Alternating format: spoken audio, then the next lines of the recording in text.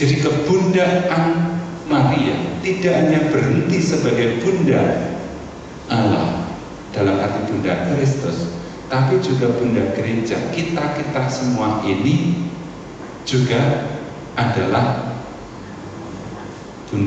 putra dari Bunda Maria sebagai bunda. Peran Maria sebenarnya tetap akan sama sejak ia berperan dalam peristiwa sejarah perjalanan hidup maupun saat perjalanan hidup gereja ini sebenarnya. Jadi Maria akan tetap menuntun perjalanan gereja ini sebagai putra putrinya dalam mewujudkan karya keselamatan Tuhan.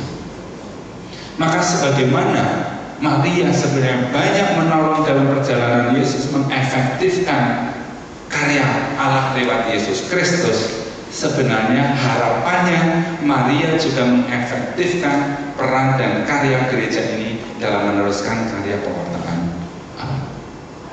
Jadi kalau kita memohon pada Bunda Maria, jangan hanya memohon untuk diri Anda sendiri, tetapi memohonlah bahwa Anda sebagai gereja ini atau sebagai tanda kehadiran Yesus ini juga kita mohon supaya hidup kita itu semakin efektif di dalam menjalankan tugas perutusan Allah lewat hidup itu. Jadi mengefektifkan, mendukung efektivitas.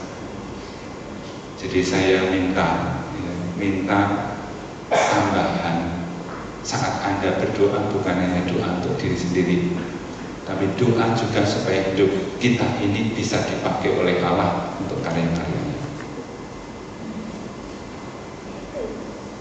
Ya. Sini jaluk roh Bunda Maria, ojo menjaluk ben aku sehat, ben rezekiku akeh, ben masalahku rampung. Ya kuwi wajar. Tapi nek mengke tekan kono sakjane kanggone kita dalam belajar kepada Maria ini sebenarnya masih kurang. Kita belum menjadi pengikut-pengikut Maria yang ya wis njajal roh Maria ini belum bisa mengikuti itu.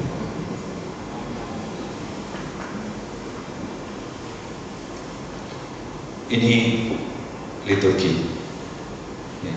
Dalam liturgi Maria itu paling banyak dihormati. Ada begitu banyak pesta-pesta yang dari Maria. Misalnya coba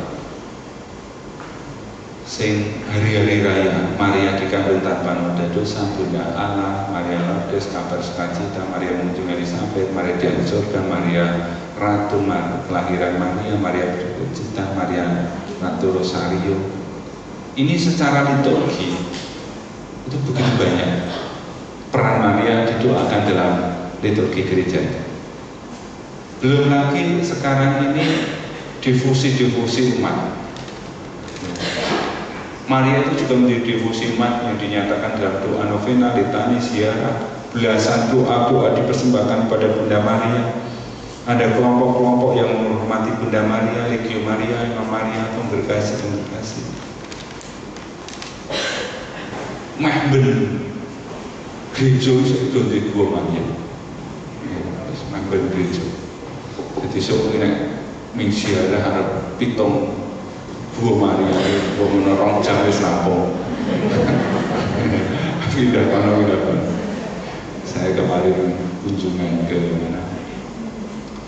Kunjungan visitasi, ada paroki di Kulon Progo yang mau jadi paroki, di anaknya paroki Klebu.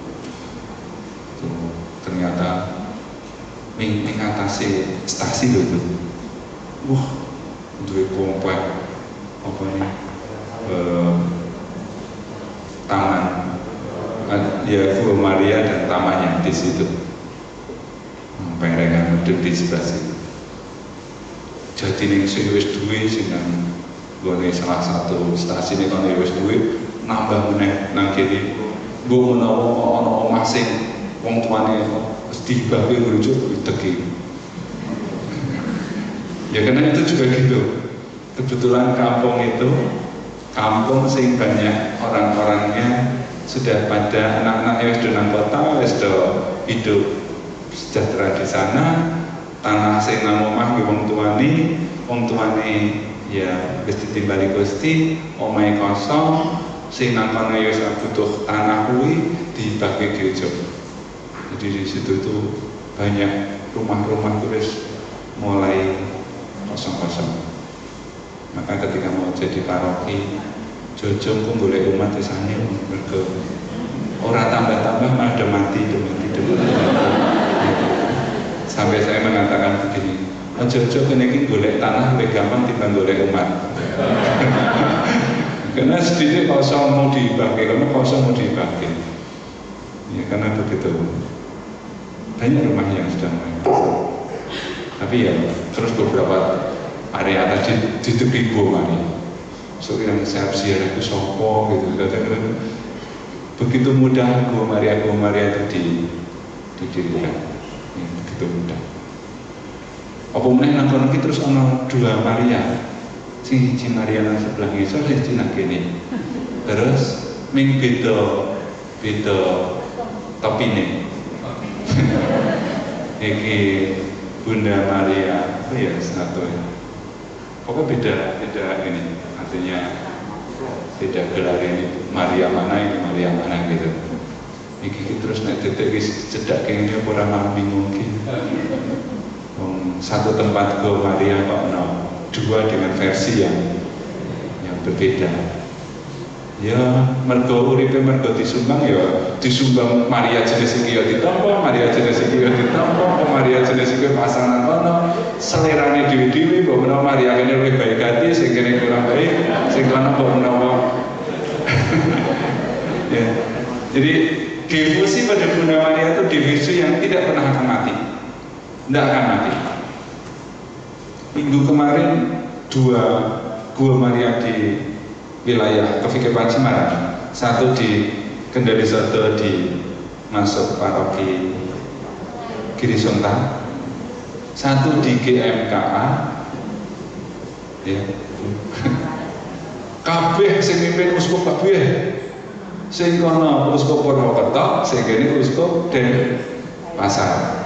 Yo kabeh diparani wong pirang-pirang kabeh juga. Artinya ya payu kabeh gitu loh. Payu kabeh. Yang cari uskupnya ke Maria. Sing dicari Yesusnya sebenarnya. Ya. Tapi ini akan tetap hidup. Mengenai Yesus aja terlalu latah gitu. Rumongso di duit, wah aku nang ini terkabul kok. Misalnya, aku pas doa nang kene iki, gua baru diceritain nanti deki Maria.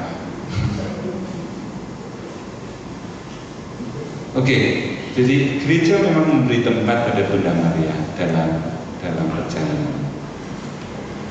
Nah ini yang mungkin bagian dari tim yang terakhir sebelum mungkin nanti omong. Kalau Maria dikatakan seorang pewarta, bentuk pewartaan apa dari Maria untuk kita? Jadi Maria itu dikatakan sebagai seorang pewarta. Nah, mungkin kita di sini kita belajar sebenarnya. Apakah pewartaan Maria seperti Paulus, seperti para rasul? Penyerahan diri. Penyerahan diri. Dalam arti apa? Kalau dia dikatakan seorang pewarta, seorang evangelis, Maria itu cara mewartakannya Maria seperti apa?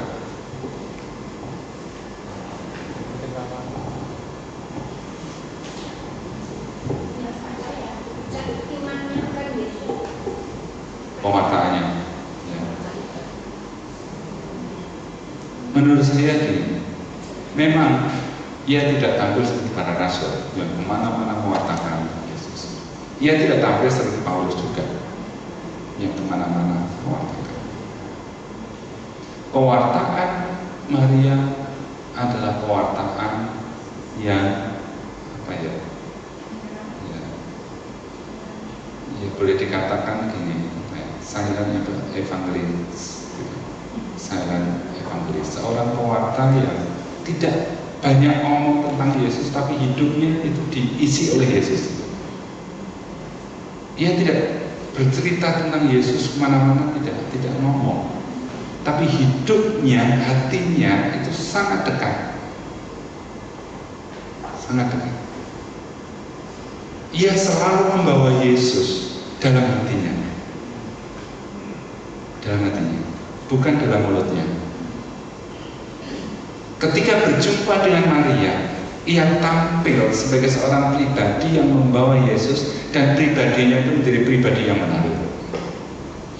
Kehadiran Maria mampu memberi apa ya? Ya, kalau kita melihat di balik pernyataan, siapakah aku ini sampai Tuhanku datang? Siapakah aku ini sampai kedatangan ibu membuat anak dalam kandunganku melonjak kiranya. Artinya apa? Kehadiran Maria itu kehadiran yang seperti apa?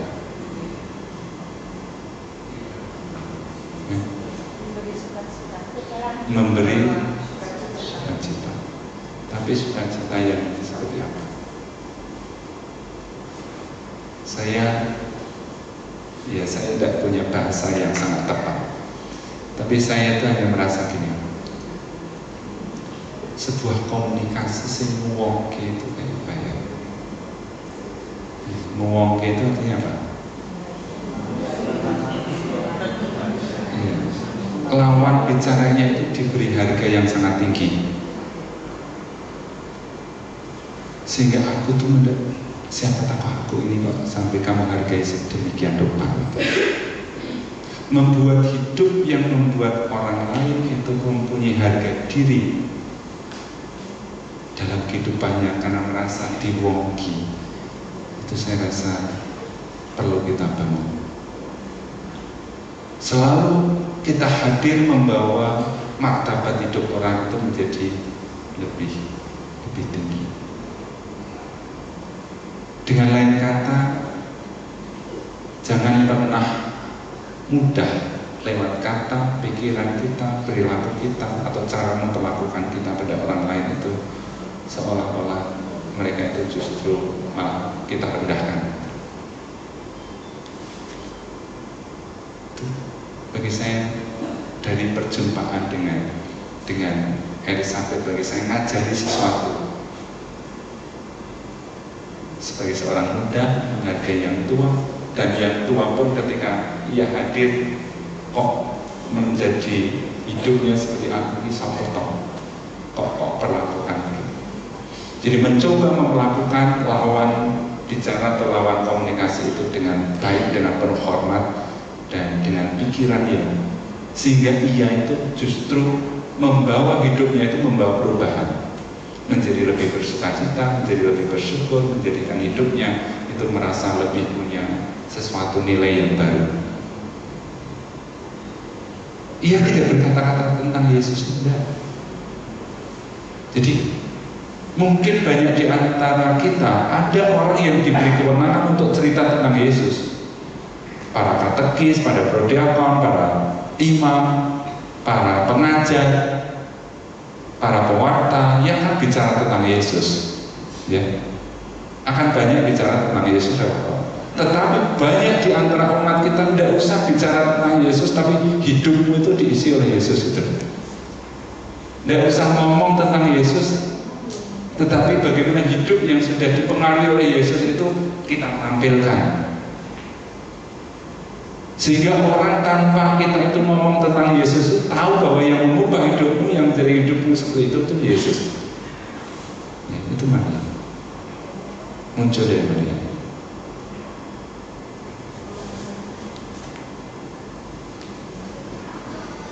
Ya. Jadi ia melihat ini. Di satu sisi ia memang berdiri di pihak manusia untuk membantu banyak orang mengarahkan pikirannya kepada Yesus. Tapi di sisi lain justru ia turut menyatakan kehadiran Allah bagi yang lain. Jadi ia berdiri di dua sisi. Ia berdiri di sisi Allah untuk menghadirkan Tuhan lewat kesaksian hidupnya. Tapi ia juga membantu manusia untuk bisa berjumpa dengan Tuhan. Maka dalam arti tertentu tadi, Saya menghadirkan Tuhan lewat cara hidup saya yang mewongki orang lain tadi. Tapi di sisi lain, aku juga membantumu supaya hidupmu itu menjadi lebih dekat dengan Tuhan. Dan bantuan Maria kadang-kadang bantuan yang kadang-kadang lebih apa? Ya lebih seorang ibu gitu ya. Jadi menolong orang, ditolong dulu, baru setelah ditolong siapa tuh dia itu mulai menyadari hidupnya untuk ikut bergerak dalam jalan yang baik. Maria bersedia. Ini poin yang kedua. Jadi pewartaan Maria itu saya katakan silent evangelist. Jadi, orang yang tidak bicara tetapi hidupnya itu sebuah pewartaan. Saya itu senang melihat orang yang punya spontanitas tinggi ketika hidupnya itu dipakai untuk kepentingan lebih banyak orang. Saya minta tolong ya. Background saya coba. Senang mendengar orang-orang yang spontanitasnya itu, ya, tak coba. Kata bersedia itu. Apakah dengan bersedia itu kita tidak direpoti? Direpoti. Hidup kita itu banyak direpoti oleh kata bersedia. Ya. Karena kita harus menjadi orang yang komitmen.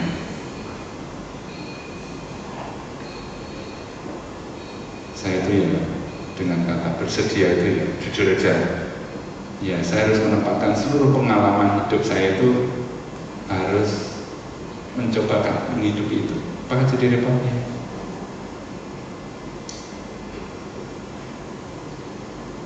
Minggu ini itu minggu saya yang mobat mabit.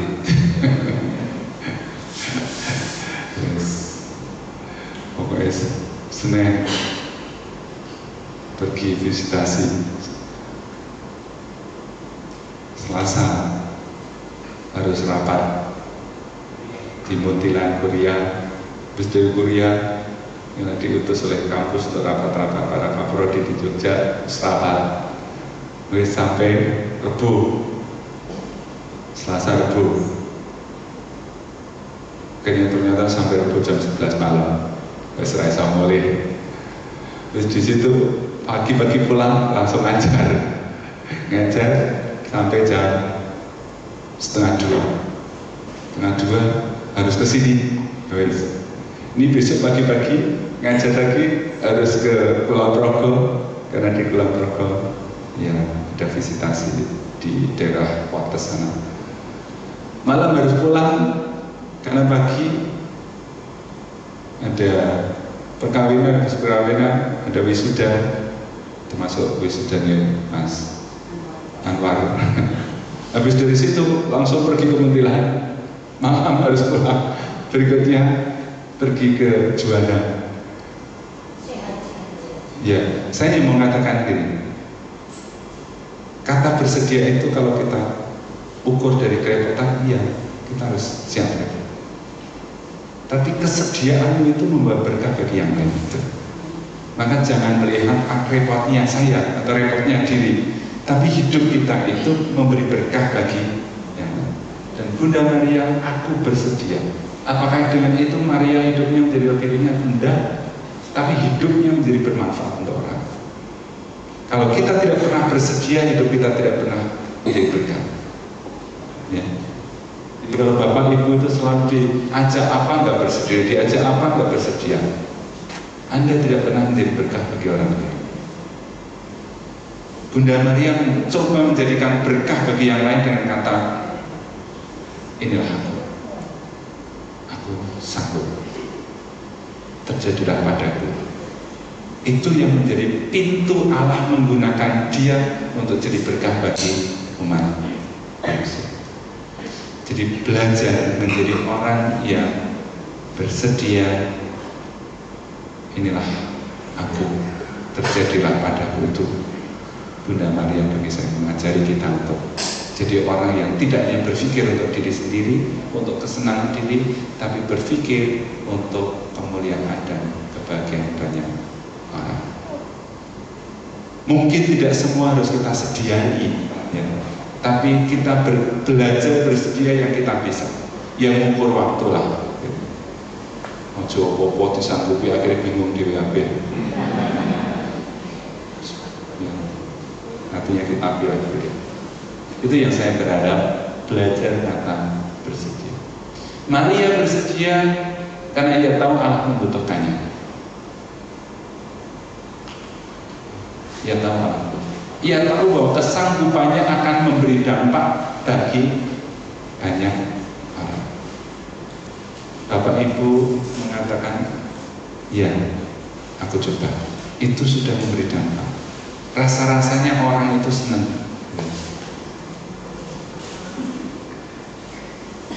Ini aja yang aku coba-coba terus. Baru nyoba diundangi rakyat, baru diundangi. Ya, memang aku katakan iya, ya iya gitu. Apakah iya itu berat?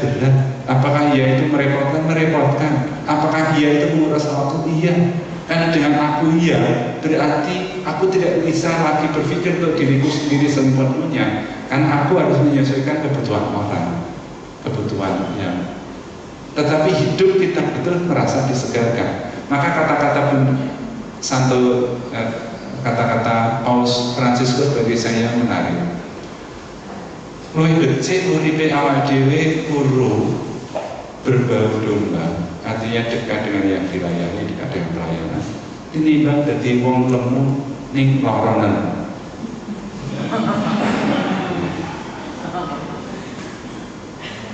Ini tentu kata-kata kiasan ya. Ojo sing lemu rumoso.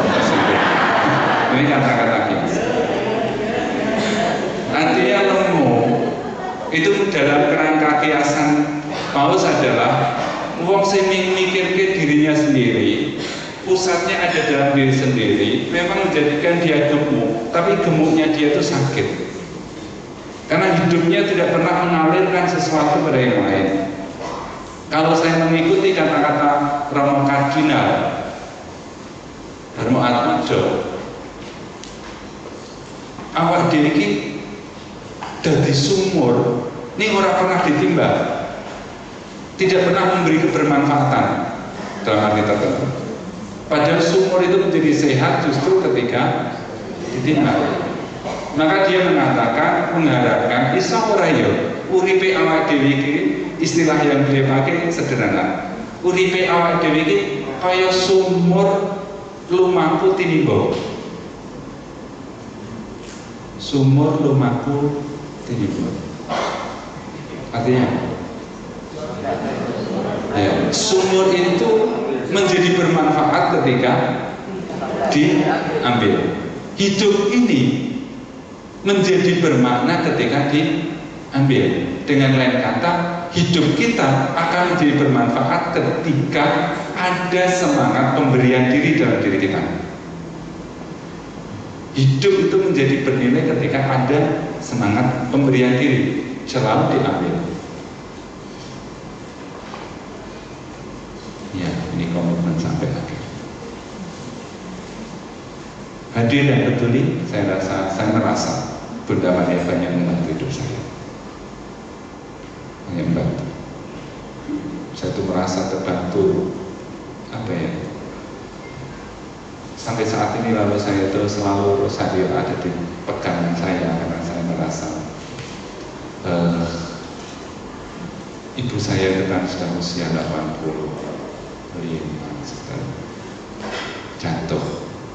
jatuhnya sederhana sebenarnya, tapi patah. Ketika patah, ya saya nggak ada cara lain, ya harus operasi. Spontan ya saya memang, aduh, ini ibuku akan istilahnya tidak bisa jalan usia segitu.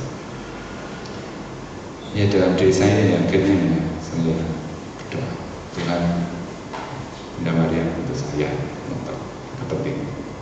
Akhirnya ya operasi, Ini dalam sebulan pada dioperasi diambil. Dalam sebulan itu ibu saya sudah mulai bisa berdiri, dan tidak sampai 2 bulan sudah mulai jalan. Dokternya juga sampai bingung ketika kontrol kok sudah pulih dan kondisinya berdiri sudah. Dan sampai sekarang ini ya ibu saya sudah mulai jalan bergerak, bapak jatuh. Ternyata di posisi yang sama gitu. Dan hanya bedanya bapak ragu operasi, ibu saya mau. Tapi ya semua kebebasan. Tapi itulah yang membuat saya merasa kami itu banyak ditolong Bunda Maria dalam doa saya, dalam permohonan saya, ya orang tua sehat ini, dan saya merasa. Jadi saya rasa Bunda Maria bukan hanya ibu yang menuntut kita, tapi juga ibu yang membantu kita. Itu yang mungkin saya tidak banyak lain. Saya merasa, disitulah saya merasa Bunda Maria. Ketika kita belajar dari Bunda Maria, ya jangan sekali lagi, jangan hanya berdoa untuk kepentingan. Bunda Maria pasti akan menolong, pasti akan menolong. Saya merasa lagi. Tapi mari kita dekat dengan Bunda Maria itu juga untuk belajar hidup seperti Bunda Maria. Ya, belajar hidup yang selalu mudah bersedia, belajar hidup yang tadi selalu membawa kehadiran Yesus dalam hidupnya, belajar hidup yang tadi juga selalu peduli dan yang lain. Belajar hidup. Dan soal Bunda Maria itu siapa ya? Kita punya ajaran-ajaran. Mohon maaf saya ngomong terlalu banyak. Terima kasih. Mungkin ada yang mau cerita. Tinggal 5 menit.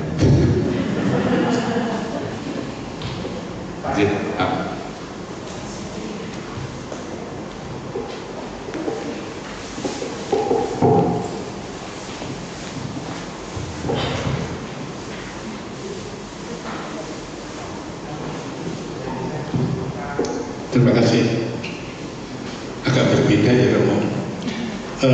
Menurut keyakinan dan juga menurut logika, ketika Tuhan Yesus bangkit dari kematian, itu banyak yang berkeyakinan bahwa yang ditampaki terlebih dulu adalah Bunda Maria, bukan Maria Magdalena dan para rasul. Tapi ketika saya konfirmasi pada Romo yang memberi seminar juga di sini, saya lupa Romo siapa, itu tidak boleh berkeyakinan seperti itu karena di kitab suci tidak tercantum. Tapi dalam jalan salib itu kok ada Veronica yang mengusap wajah Yesus, di kitab suci juga tidak disebutkan. Nah, apakah sekiranya dibenarkan kalau saya berkeyakinan bahwa penampakan pertama Tuhan Yesus ketika bangkit adalah kepada Bunda Maria. Terima kasih. Ya, terima kasih. Jadi siapa? Yang pertama itu siapa? Maria Magdalena atau Maria Bunda? Kenapa kok Maria Magdalena kok bukan Bunda Maria? Pada waktu dikubur itu. Ya. Pada waktu dikubur itu. Makanya kenapa kok Maria Magdalena kok bukan Bunda Maria?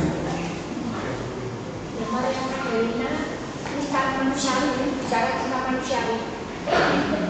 Secara manusiawi bahwa Yesus itu mencintai Maria Magdalena yang digambarkan wanita yang cantik, yang berdosa tetapi mau bertobat. Nah, itu pertobatan itulah yang diajarkan. Jadi memang Yesus pertama-tama tidak sering terpikir.